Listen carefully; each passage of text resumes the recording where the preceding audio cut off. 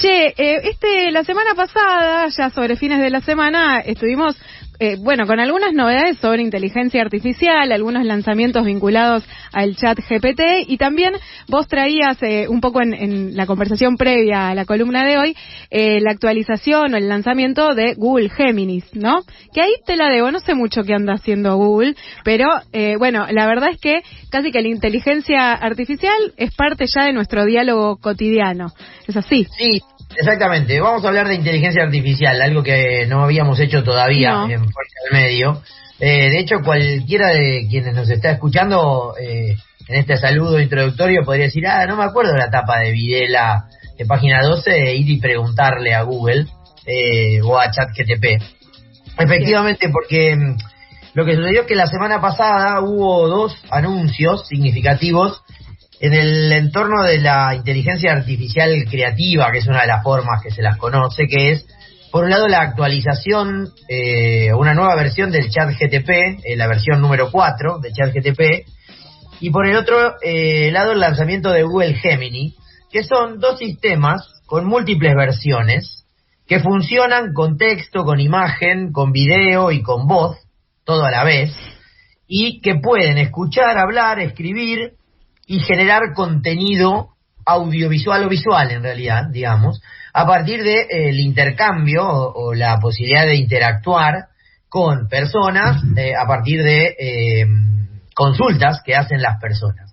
Entonces me parecía atractivo pensar hoy y aclarar algunas cuestiones respecto de qué hablamos cuando hablamos de inteligencia artificial, qué son estos 2 productos que están en el mercado, y plantear algunos desafíos de los que tienen que ver con la temática tradicional de Fuerte al Medio, como son la protección de los derechos de la ciudadanía, los problemas que el Estado puede enfrentar a la hora de poder regular estas actividades, y a qué desafíos y qué peligros se enfrentan quienes usan cotidianamente y de modo irreflexivo porque no tienen tiempo, porque no pueden, o porque... Sí, o porque es tentador, ¿no? Porque, entras ahí, te perdés en un mundo que es súper tentador y que quizás te olvidás un poco de frenar la pelota y decir, para, ¿qué es esto? Exactamente. Entonces, vamos por partes. Dale. En primer lugar, ¿de qué hablamos cuando hablamos de inteligencia artificial? Bueno, la inteligencia artificial es una disciplina que tiene como objetivo crear máquinas capaces de razonar y aprender como los seres humanos. Advertencia, no estamos hablando de la capacidad de pensar efectivamente con la misma lógica con la que hacemos los humanos, pero que permite esto, aprender de su interacción con los seres humanos. Eso es lo más importante. Por eso se habla de Imagine Learning o del LLA, las siglas con las que en el mercado de tecnología suele resumirse o reducirse a esta idea de la posibilidad de una máquina que tiene capacidad de aprender a partir de la interacción. Yo subrayaría esa primera idea a partir de la interacción. Bien, lo subrayamos y lo dejamos ahí pendiente, esto de aprender a partir de la interacción. Exactamente. ¿No? Bien, perfecto. Exacto, esos 2 verbos, ¿no? Bien. Aprender e interactuar. Bien. ¿Desde cuándo hay inteligencia artificial? Hace como 70 años, o sea, desde mediados del siglo pasado, se busca que las máquinas interpreten y mejoren su intercambio con las personas que las usan, y a partir de eso, lo importante es que, como casi todas las innovaciones tecnológicas, fueron evolucionando muy rápidamente, se fueron involucrando en la vida cotidiana de las personas, pensémoslo del mejor modo o de sus mejores efectos, le fueron mejorando la vida cotidiana a personas con algunos problemas de salud, por ejemplo, que pueden ir ganando cierta autonomía respecto de otras personas, a partir de hacer algunas cosas interactuando con máquinas, desde hacer pedidos hasta, observar desde una imagen mental, pensemos en personas ciegas, por ejemplo, que a partir de descripción de texto, o de ejecutar comandos en algunas máquinas, autorizando a que una máquina haga algo por sí mismo. El asunto es que esto es un desarrollo tan impactante en la vida cotidiana de las personas como económico. Y entonces, por ejemplo, estamos hablando de un mercado muy rentable a nivel global, a punto tal que en el año 2022, por pensar en uno más o menos reciente, ya estábamos hablando de una actividad que generaba 120.000 millones de dólares estadounidenses. Estamos hablando efectivamente de una industria muy, muy potente, y se prevé que hacia el cierre de esta década que estamos atravesando, la tercera década del siglo XXI, estamos hablando de 1.600 millones de dólares, es decir, más que multiplicar por 10 la relevancia económica de esta actividad. No sé qué apreté y entonces, por ejemplo, tenemos una imagen de nuestro... digamos, un ejemplo de la inteligencia artificial, porque si prestás atención al nuestro Meet, está funcionando el desgrabador. No, yo no lo tengo activado, lo activaste para... espectacular lo que hiciste. Sí, fue inconsciente, Sí, todo sin querer y lo hace en inglés, además. Pero bueno, ese es un ejemplo. Cuando pones un video en YouTube y activás la creación de subtítulos automáticamente, porque lo que está haciendo ahora Google con nuestra conversación, al menos en mi computadora, es ir reconociendo la voz, transformándola en palabras y desagregándola, digamos, desgrabándola en vivo. Bueno, ese es un ejemplo, pero hay ejemplos mucho más extendidos. Lo cierto es que efectivamente el crecimiento económico se debe en gran medida al área de software, de eso hablamos cuando hablamos de una actividad económica muy, muy potente. Claro, todavía la ganancia no la da el uso, digamos, ¿no? Del lado del consumidor, consumidora. Me parece que todavía está en su etapa más de producción de software. Exactamente, el área de software es la que todavía está generando, más allá de que se va incorporando al uso cotidiano en algunas actividades específicas, por fuera de aquellas personas que lo usan por algunos límites psicomotores, etcétera, digo, que le resuelve vida a partir de algunas dificultades físicas. No sé, el periodismo, por ejemplo, está llevando adelante algunas actividades, y pensemos, insisto, en la cuestión del buen uso, no todavía en los efectos negativos, porque tenemos tiempo en la columna para marcar ello. Ahora, por supuesto que es un segmento, el de software, que aporta mucha valorización de capitales, o sea, mucho dinero, y como casi todas las otras áreas de la comunicación y la cultura convergentes, esto queda en manos de las principales jugadores del ecosistema infocomunicacional. Estamos hablando de las empresas de tecnología más importantes: Google, Apple, Meta, Amazon y Microsoft. Hay algunos autores que hablan de los GAFA o de los GAMA, o sea, la sigla que generan estos cuatro. Gamma o GAFA implica reemplazar a la F de Facebook, que sería la parte por el todo, que sería Meta, la dueña de la empresa. Algunos intentos originalmente incluían a Microsoft también, como Microsoft no es una empresa más que de software, no estaba incluida en el análisis de los grandes jugadores de Internet, pero acá sí tendríamos que incluirlo, porque Microsoft también es una empresa de software que está entre los que lideran la que se llevan la parte del león en inteligencia artificial. No hay ninguna novedad aquí, estamos frente a la configuración de otro mercado oligopólico, en este caso el de la inteligencia artificial. Y más allá de sus múltiples materializaciones, de las múltiples formas donde podríamos encontrar, en los últimos años se ha puesto mucho más relevante. Yo diría que después de la pandemia y el crecimiento de TikTok, que fue como la plataforma que se extendió en la pandemia, la última novedad en uso social tuvo que ver con una forma específica de inteligencia artificial generativa, que es el ChatGPT. ¿Qué sería la inteligencia artificial generativa? La que permite producir cosas, hacer algo, un producto terminado, porque desde hace unos años el ChatGPT protagoniza el uso social junto con las herramientas diseñadas para generar imágenes, fotografías o ilustraciones. Tenemos un presidente que se dedicó todo el verano a eso, ¿no? Que se ve que tiene el uso profesional, debe pagar el uso pro de ChatGPT, y entonces decía, haceme una imagen en donde un león se come a todos. Y esté con un patito.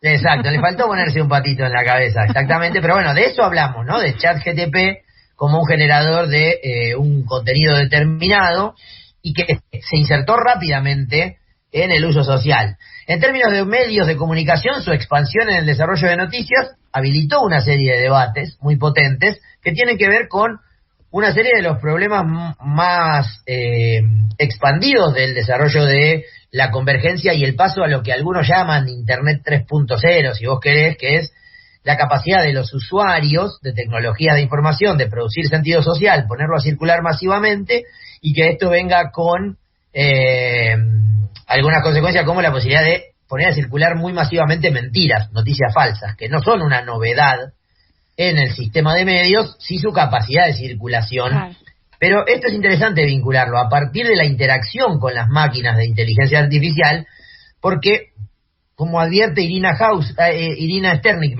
en uno de sus últimas entregas de un newsletter que suele ser fuente de esta columna, Lado B. Problema con Lado B, exactamente. El problema con este tipo de sistemas es cuando le pedís que cree algo. Cuando sos vos el que le da la información certera, bueno, efectivamente ahí puede ser que el uso social sea positivo y no tenga efectos negativos como el que tiene en el uso del periodismo. El problema de las noticias falsas, junto con otros problemas que son muy tradicionales. La regulación, ¿qué hace el Estado con esto? Esa vieja pregunta que siempre aparece en Fuerte al Medio, y también la cuestión de los derechos, porque es muy fácil copiar y llevar adelante mecanismos de plagio y de copia a gran escala. Y ahí te sumo también algo que ya se está instalando claramente, que es la posibilidad de aquellas notas gráficas, o sea, digitales, pero gráficas escritas, que tienen su traducción a sonido, ¿no? Que podés escuchar toda esa reacción, y quien hace esas locuciones, básicamente estamos hablando de inteligencia artificial y no de trabajadoras de la locución o periodistas, sino directamente inteligencia artificial. Por lo tanto, ahí hay otro tema, que es qué pasa con el laburo, ¿no? Exactamente. Entonces ahí, como advierte otra especialista en estas temáticas, como Carolina Martínez Elevi, el problema no es solo regulatorio, claro, en términos de qué hace el Estado y cómo protege los derechos, sino también ético, el uso ético de este tipo de herramientas que permiten producir un contenido y afectar las condiciones laborales en distintas áreas. ¿Por qué ahora hablar de inteligencia artificial en Fuerte al Medio? ¿Por qué bien entrado el año 2024 hablar de estas cuestiones? Bueno, porque el mercado de tecnologías arrojó, como decíamos al inicio de la semana pasada, dos novedades muy significativas. Por un lado, el lanzamiento del ChatGPT 4 de cuarta generación, que todavía no está disponible, pero ya se anunció y de a poco va a entrar en el uso social del mercado. Y por el otro lado llegó Google a esta cuestión con el lanzamiento de Géminis, que insisto, son dos sistemas que permiten producir algún producto terminado a partir de interactuar con la máquina mediante distintas fuentes de datos, transformar datos en texto, hablándole, escribiéndole o pidiendo que genere un producto audiovisual. Entonces ahí tenemos una pregunta para plantear, que es ¿dónde se inserta esto en la tradición del uso de estas tecnologías? Bueno, es la reaparición de una experiencia que puso a Google, por ejemplo, en el candelero, que es este tipo de ecosistemas o sistemas que mediante la voz le iban resolviendo cosas a los usuarios, OK Siri, OK Google o Alexa, que tuvieron algunos problemas luego de su expansión como novedad. Las personas con capacidad económica se compraban un dispositivo que le permitía hablar y encender una máquina o pedirle el resumen de las noticias a ese comando de voz, porque exponía al rol de Google en la cuestión del intermediario, ¿no? Decía, te generaba una instancia de edición, mira, estas son tus 5 noticias más importantes de acuerdo a tus últimos intercambios con el algoritmo. Como no era tan satisfactorio el uso social, más allá de la novedad de poder encender un aparato en tu casa mediante la activación de la voz, habían quedado como relegadas y ahora están volviendo, porque lo que creció con la tecnología es la optimización, por ejemplo, de la latencia, que es este concepto que establece la diferencia entre cuánto demora la máquina en hacer lo que le pedís. Si la latencia es muy larga, es un embole, básicamente, y como ahora se ha mejorado esa capacidad, responden bastante rápido, bueno, estamos volviendo a esa instancia que la tecnología te permitiría este uso. No sé si te acordás, pero en un momento cuando buscabas en Google, te decía cuántos segundos había tardado en encontrarte toda esa información. Claro, el asunto es que ahora eso te lo hace, pero además te lo hace a partir de que vos no intercambiaste con el equipo más que para ponerlo para que tome el audio. Claro. O sea, no tenés que escribir, que ya tardarías mucho. Y entonces ahí estamos frente a esta novedad porque se está involucrando, además de la expansión de un dispositivo, de una plataforma, de un recurso que fue muy exitoso en muy poco tiempo, ChatGPT, que hizo que hasta los docentes nos preocupáramos por el uso que le iban a dar nuestros estudiantes. Spoiler para nuestros estudiantes, se recontranota cuando lo usan. Obvio. y sus obras son pésimas, porque ustedes son mucho mejores que la máquina pensando en las respuestas a las consignas de nuestros parciales. Bueno, la cuestión es que ahí llegó otro gran jugador que es Google, que con Gemini, que es una app, una aplicación con un motor de búsqueda, pero de inteligencia artificial, lo va a incorporar a todas sus prestaciones, sobre todo al buscador, y entonces, más allá de que tampoco estará disponible su versión definitiva más que hacia fin de año, el anuncio de haberlo lanzado pone expectativas respecto de qué capacidad de insertarse en el uso cotidiano que tiene este parche tecnológico en el principal buscador de noticias o en el principal intermediario entre lo que los usuarios buscamos en Internet y lo que nos ofrece Internet. Y lo que distingue a Géminis en el uso respecto al uso tradicional de Google es que va a funcionar a partir de la voz, va a funcionar como asistente, por ejemplo, para personas ciegas, los decíamos hace un tiempo, tiene la posibilidad de pedirle que te describa lo que estás viendo, y entonces esto es una ayuda muy potente para alguien con ese tipo de limitaciones físicas, pero también va a permitir manejar información como resúmenes de PDFs, resúmenes de algunas instrucciones para usar un equipo, etcétera.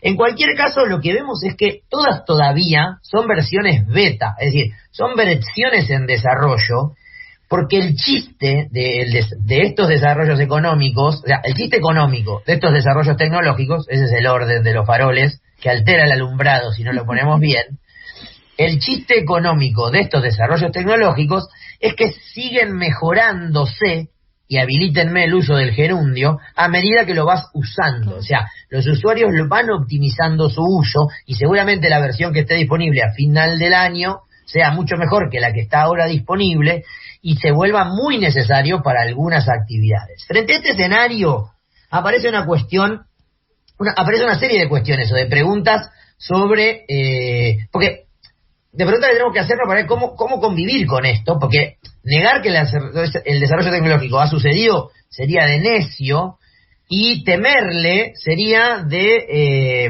esquivar el bulto, de esquivar el debate y la discusión. Entonces, ¿sirven como herramientas? Absolutamente sí, sirven como herramientas, pero todavía sirven pensando en que sean las personas humanas las que les den la información fehaciente y que la máquina ayude, como ayuda a una calculadora, a resolver una ecuación mucho más rápido. Por supuesto que está buenísimo sumar de modo vertical. Yo estoy enseñándole a Anita de un modo tradicional que discute con el modo en que en la escuela le están enseñando a hacer matemática. Pensé que la próxima estación, y cuando empiece a aprender la calculadora, con saberse las tablas va a alcanzar, porque poder hacer una cuenta mental, pero en algún momento puede usar la calculadora, y eso implica acortar pasos, acelerar formas de resolución de un problema. Entonces, primero hay que pensar que son herramientas tecnológicas que pueden servir. El problema es que pueden tener muchos problemas a la hora de crear. O sea, cuando se les pide que creen o productos terminados, es donde pifian. Las máquinas todavía pifian mucho en datos erróneos, en datos inexactos o en establecer relaciones causales entre elementos A y B. Claro. El problema es que el uso masivo va a afinar eso. Puede afinarlo y puede habilitar a la idea de que hay trabajos, y aquí hay una pregunta para hacerse, que podrán ser reemplazados por algunas máquinas, o que hay reducción de gastos y se puede poner ahí una máquina donde antes el valor creativo de la persona humana es mucho más. Florecerán especialistas en prompt, digamos, ¿no? Como... Claro, seguramente, pero ahí hay un problema, que se puede usar, sí, se puede usar como asistente más que como fuente de verdad indiscutible, y entonces se puede usar como una calculadora. El asunto es, y estas sí son las preguntas que nos invitan a pensar en conclusiones, ¿cuáles son los límites y cuáles son los problemas con los que nos encontramos frente al uso del ChatGPT, de Géminis o de este tipo de mecanismos de Machine Learning o de inteligencia artificial? Bueno, el problema es cómo el Estado puede establecer algunos límites para su funcionamiento, no solo respecto de elementos tradicionalmente regulados por el Estado, derechos de autor, propiedad intelectual, sino frente a la posibilidad de afectar los datos personales, es decir, hacerle decir a las personas cosas que no han dicho. Esto seguramente, y estaría bueno estar atento durante este año y los meses que vienen, va a ser muy usado en la campaña electoral en los Estados Unidos. En los Estados Unidos, claro, este año. No, sí, claro. Seguro el año que viene en Argentina, pero para eso falta un montón. Sí, andás a ver. Dentro de un año vamos a estar empezando a pensar en las candidaturas, pero este año hay elecciones en Estados Unidos y hay alguien que suele jugar bastante sucio con la cuestión, como Donald Trump, que podríamos pensar que tanto él como sus rivales pongan estas creaciones. Viste que ya ha habido imágenes de modelos de una belleza muy hegemónica, que en realidad no existen y tienen cientos de seguidores en Instagram. Eso puede ser un chiste, te comiste la curva de que esa persona realmente existía, pero no, el asunto es que la calidad de la tecnología está permitiendo hacer pensar que alguien dijo lo que no dijo, y entonces ahí estamos frente a un problema que, insisto, no es tanto derechos de autor, algunas fuentes laborales, sino datos personales, ¿no? Que son elementos respecto a los cuales, desde que hubo tecnología aplicada a la comunicación, apareció como pregunta y como problema central. Es cómo proteger a las personas en sus datos sensibles respecto del uso y la expansión tecnológica. El problema, ahí es interesante pensar que el problema del Estado regulando no sería el mismo que el de regular Internet, o sea, porque cuando el Estado se topa con límites a la regulación de Internet, se toma con el límite de, tiene una herramienta que es una ley que respeta fronteras nacionales, Internet es un medio global y ahí no alcanza con la sanción de la norma.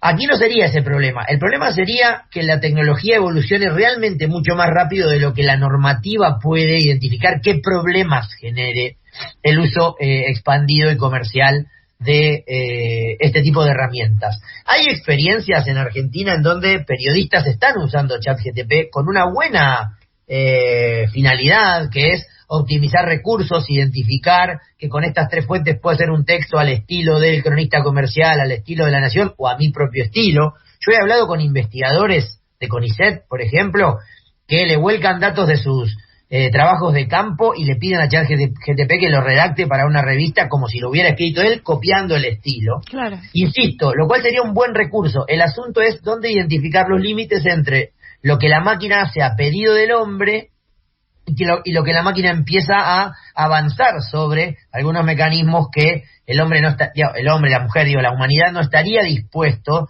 o que sería ya un problema más grave, no en términos económicos, sino en términos de cómo afecta esta expansión tecnológica a las relaciones interpersonales. Como dice aquella vieja canción de Drexler, la máquina no hace al hombre, sino es lo que el hombre hace con ella. Claro. No. ¿Cómo no pusimos esa canción para cerrar, Santi? Por favor, qué temón. Siri, necesitamos que pongas guitarra y voz de Drexler en este momento. Lo vamos a reemplazar a Cocho, pobre. Cocho rápido como una inteligencia artificial tiene que ser. Mi guitarra y voz era, ¿no? ¿Cómo se llamaba? Guitarra y voz. Mi guitarra y voz. Ahí va. Ahí hay que preguntarse, ¿hay una máquina que pueda crear una poesía que apele a la ironía como Drexler y que te haga preguntarte que no, si dice guitarra y voz con Z o guitarra y voz con S, para ver si sos vos y mi guitarra, o yo necesito solamente mi voz con la que hablo y canto pésimo y la guitarra para hacer este momento más feliz? No sabemos si eso va a pasar todavía, pero nos quedamos al menos con la idea del compañero Drexler de que la centralidad de la tecnología es lo que hacemos con ella, y entre la lista de cosas a hacer con ella es conducirla regulatoriamente para establecer algunos límites respecto del daño que nos pueda causar. Sí, ahí nos queda, si te parece, para otra columna, otra entrega de Fuerte al Medio, qué está sucediendo también en términos de legislación en otros países, ¿no? Porque hay países que ya empiezan a avanzar en esos términos. En Argentina también hubo quizás algunos desarrollos respecto a esto, pero bueno, todo muy incipiente, y como vos bien decías, Santi, con esto de tampoco saber hasta dónde llega, que es también algo bastante peculiar, ¿no? Como, bueno, el uso hará o generará su propia autonomía de estas autonomía no quiero decir que se van a manejar solas, pero sí en términos de su funcionamiento, ¿no? Cosas que quizás ni imaginamos. Sí, seguramente hay sobre todo a mí me parece que lo que está como novedad central es el uso social, es la expansión del uso social. Siempre volvemos a Asimov y aquellas 3 reglas claras que decía: nunca una máquina trabajará contra su creador. Y el asunto es que quizá no sea la máquina la que avance contra la humanidad, sino el uso que ciertos sectores de la humanidad hagan de esas máquinas, y las dificultades que tienen los estados para reaccionar de un modo menos conservador frente a estos escenarios. El caso uruguayo para regular fake news en el escenario de la campaña electoral por venir es un ejemplo. En general, los estados reaccionan de un modo muy conservador. Podríamos hacer en algún momento una especie de análisis de la legislación comparada, pero era bueno dar hoy un primer paso para definir de qué hablamos cuando hablamos de inteligencia artificial y vincularlo al uso cotidiano, porque seguramente muchos de quienes nos escuchan usan ChatGPT y lo hacen porque les resuelve un problema o les divierte, y nunca se habían preguntado sobre los efectos negativos o los límites que hay que establecer en esta relación. Gracias, Santi, por estas preguntas que está bueno hacerse cada vez que usamos, ¿no? Parece una pavada, pero es un ejercicio necesario. No solo decir, uy, qué divertido, qué loco, mirá lo que hace, sino también preguntarnos cómo está desarrollado eso, quiénes están desarrollando estas cuestiones, qué empresas están detrás, y por qué no un poquito más y rascamos qué intereses hay, ¿no?, detrás de estos desarrollos. Por ahora hasta ahí, y seguimos obviamente muy pronto, porque este es un tema que claramente será quizás uno de los temas más que más se van a repetir en la agenda en estos días, ¿no?, en estos meses. Seguramente porque parece venir por ahí el escenario donde hay más I+D, digamos, donde hay más pero no en términos de innovación, sino en términos de inversión, en términos de inversión y desarrollo. Las empresas de software claramente ven que el negocio pasa por este lado, hay mucha inversión ahí y los efectos de esa inversión empiezan a verse, sobre todo en el uso social. A mí me interesa mucho marcar esto, que es cómo se han acortado los plazos para la incorporación al uso cotidiano de este tipo de lógicas, de este tipo de instrumentos y de este tipo de interacción entre quienes somos y las máquinas que tenemos involucradas en nuestra vida. Gracias, Santi. Nos encontramos el lunes que viene, ¿te parece? Dale, no me parece. Veremos si después de la nieve. Uy, ¿te imaginas? Espectacular, espectacular. Pasó Santi Marino. Le mandamos un beso muy grande a Agus Espada, que hoy no pudo estar, pero volverá pronto. Hoy estuvimos charlando con Santi Marino sobre el ChatGPT, este anuncio del ChatGPT 4, y Google Gemini, que también es otro desarrollo de Google vinculado a la inteligencia artificial.